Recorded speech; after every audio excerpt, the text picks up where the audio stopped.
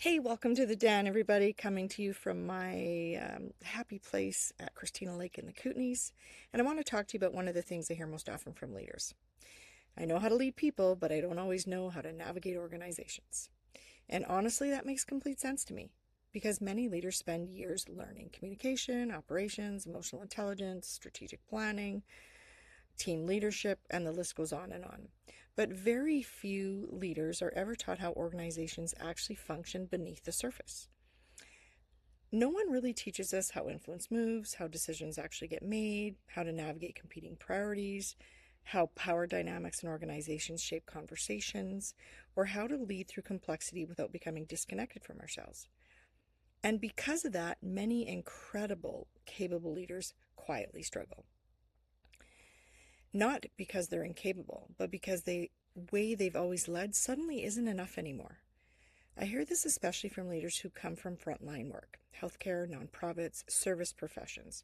Leaders who were taught to work hard, care deeply, and focus on doing good work, the technical side.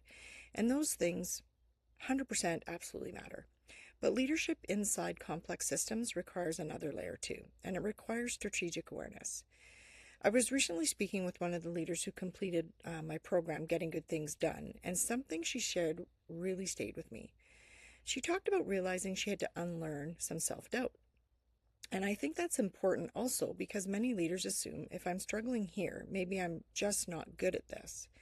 Maybe I'm not good at influence. Maybe I'm not political enough. Maybe I'm missing something everyone else understands. But often what actually is happening is this.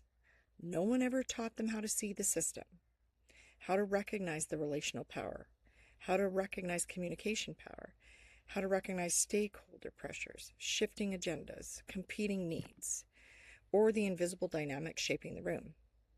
And once leaders begin understanding that, everything starts to change. They stop personalizing every obstacle. They stop assuming resistance means failure. They begin asking better questions. What pressures might exist here? What matters to the audience? What's influencing this decision? What am I not seeing yet? One of the participants in the program described this beautifully with two simple words: zoom out. And honestly, I think that's one of the most important leadership practices we can develop today. Because complexity narrows us. It narrows our thinking. Stress narrows our thinking. Urgency narrows our thinking.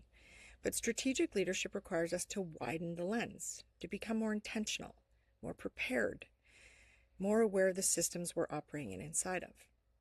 And what's interesting is that once leaders begin doing this work, it's not just knowledge they gain. It actually changes how they lead, how they communicate, how they influence, how they navigate difficult conversations, and how they show up in uncertainty.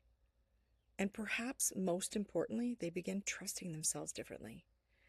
That's a big part of the work we do inside Getting Good Things Done, helping leaders understand not just how to lead people, but how to lead effectively within complex systems while staying grounded in integrity and in who they are.